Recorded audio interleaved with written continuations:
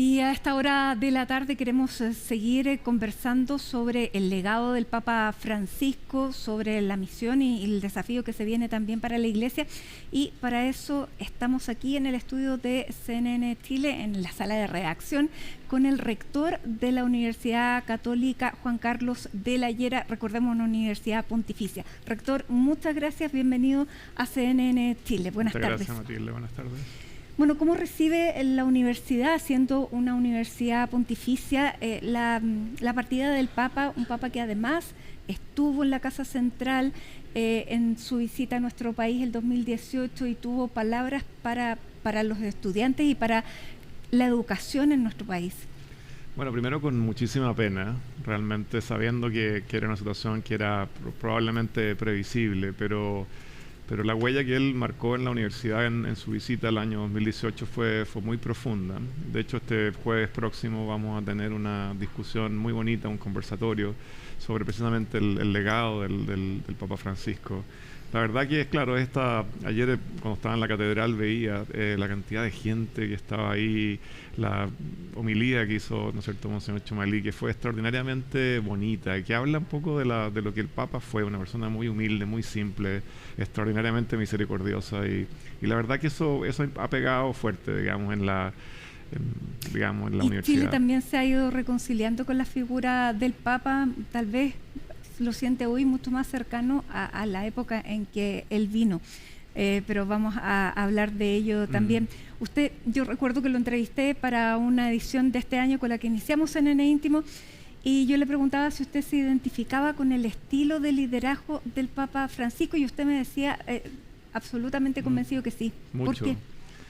Bueno, hoy día de hecho lo escribí en una carta, esto de pastor con olor a oveja creo que es muy importante. Nosotros somos, de hecho, la carta que yo recibo de Monseñor Chomalí cuando asumo como rector dice menos eminencia y más servidor, y resulta que ayer me entero que era exactamente lo mismo que le había puesto el Papa a Monseñor Chomalí, menos eminencia y más servidor. La verdad es que considero que eso es fundamental. Me identifico mucho con ganarse una autoridad a partir de lo que es el servicio más que por la posición que uno ocupa, la humildad que él tenía, la sencillez, el despojarse, este concepto, por ejemplo, del jubileo, ¿no es cierto?, de peregrinos de esperanza, despojarse de todo lo que no es tan relevante, esta cultura del envase, ¿no es cierto?, que Galeano hablaba, sacar eso y quedarse con lo que hace realmente sentido en la vida de las personas.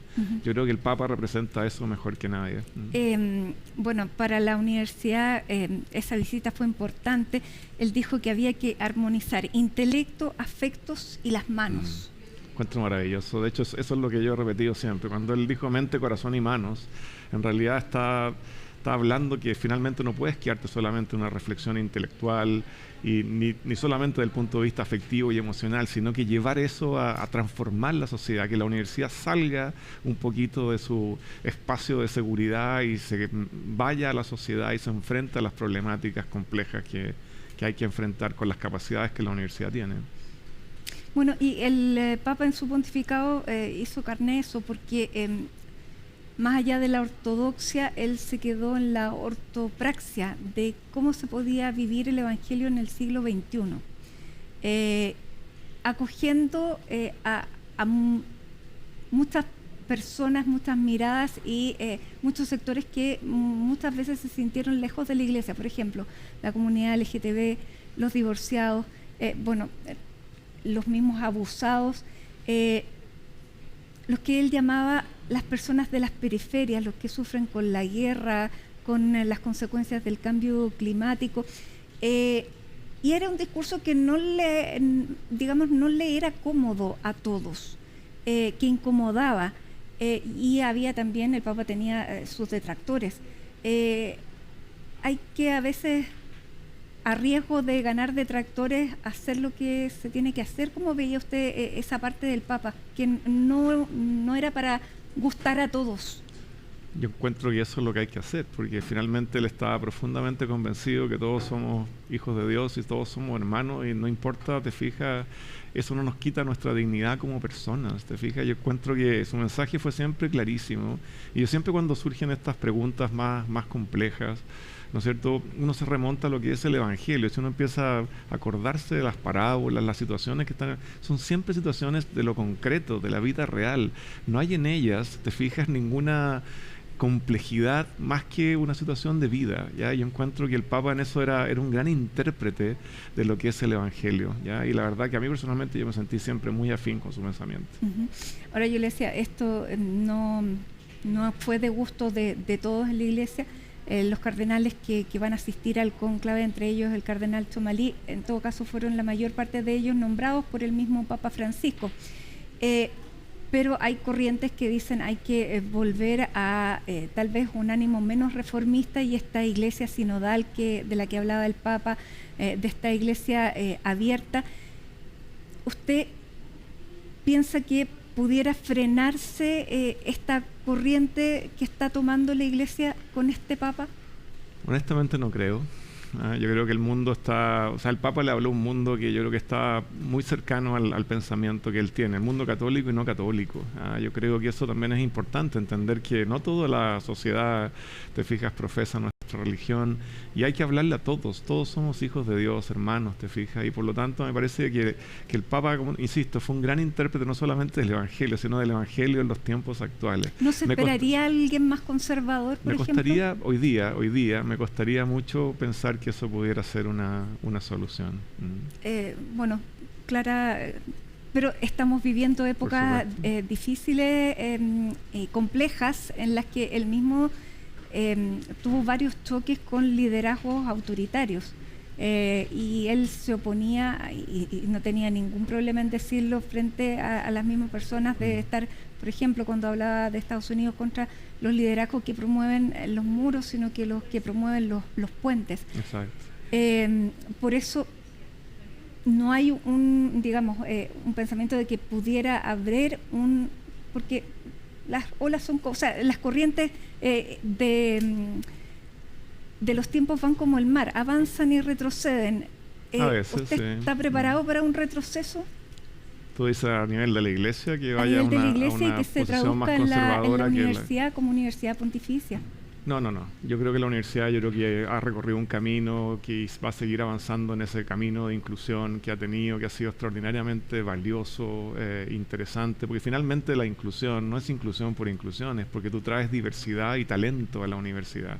Y ese talento tiene que ser representativo de lo que es la conformación demográfica de la población. Por lo tanto, las universidades nos preocupamos muchísimo que ese talento llegue. Evidentemente, pues una universidad católica, nosotros vamos a suscribir siempre lo que la Iglesia, ¿no es cierto?, quiera como doctrina, ¿no es cierto?, llevar adelante, y en eso no hay ninguna duda.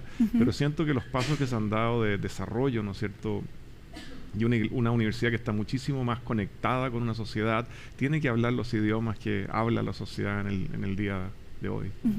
Rector, yo le decía, tal vez hoy día los chilenos y las personas que usted vio en la catedral se sienten más convocadas por la figura de este Papa, que cuando vino a Chile vino en medio de una polémica tremenda por el nombramiento de Juan Barros en la diócesis de Osorno, que hoy día lo contaba el cardenal Chomalí ayer, que él, que había estado en la diócesis de Osorno como, entre comillas, interino antes de que asumiera el obispo que iban a nombrar, había ido y le había dicho al Papa que él no veía que eso fuera una buena idea, y que el Papa lo había retado, que había terminado muy decepcionado. Sí, lo escuché.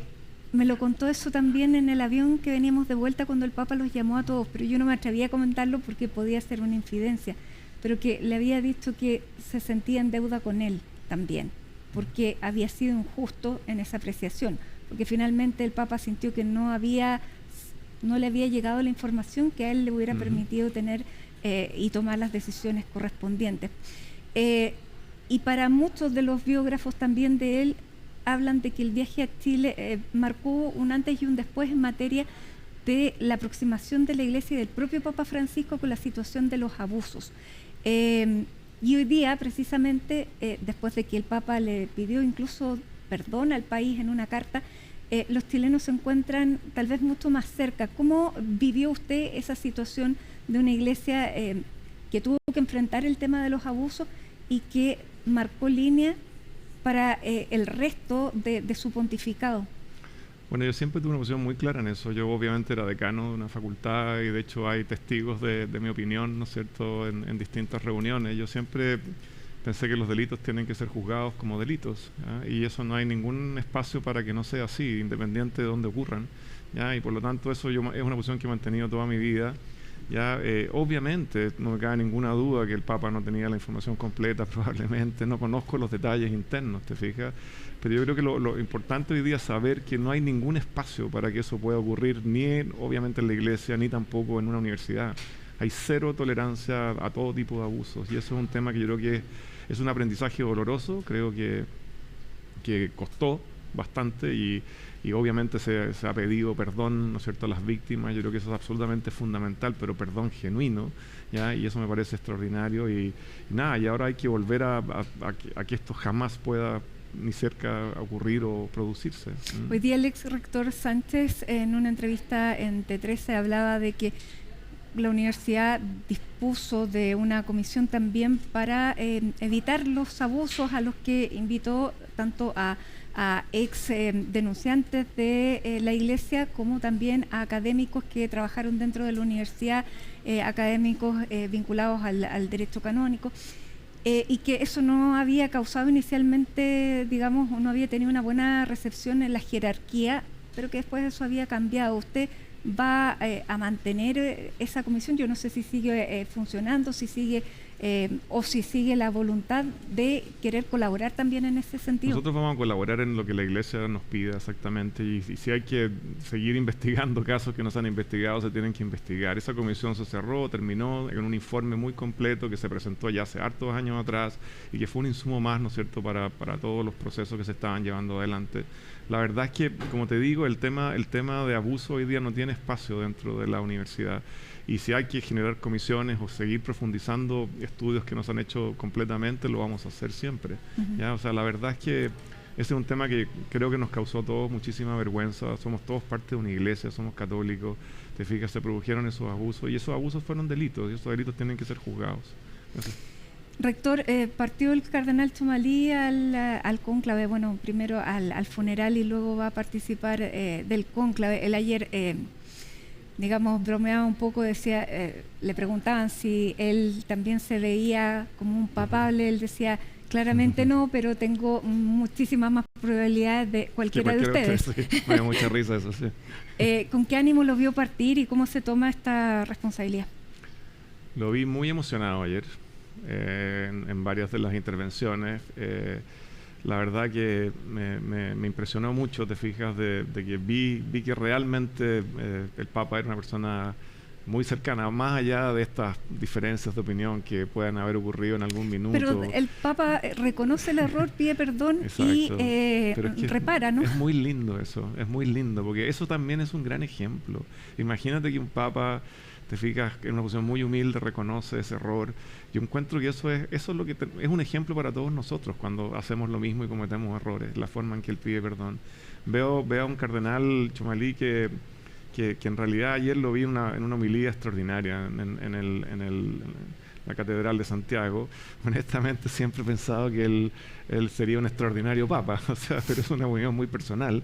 Una persona brillante y creo que más allá de cuáles son las posibilidades, porque como cualquier organización, obviamente hay muchas variables, ¿no es cierto?, que se tienen que conjugar a la hora geográfica, claro, etcétera. Hay muchas condiciones. Un sudamericano nuevamente pero creo personalmente que más allá de que sea obviamente el gran canciller de la universidad, creo que Fernando Chomalí es una persona, aunque el cardenal Chomalí es una persona absolutamente extraordinaria, ya de que podría llegar muy lejos en la iglesia. Muy bien, rector, muchísimas gracias por habernos acompañado, rector de la Pontificia Universidad Católica de Chile, que va, me imagino, seguir atentamente todo lo que venga en los próximos días. Muchas gracias, Marilde. Gracias por estar acá con nosotros. Hacemos un alto en Hoy es Noticia y ya estamos de regreso con más.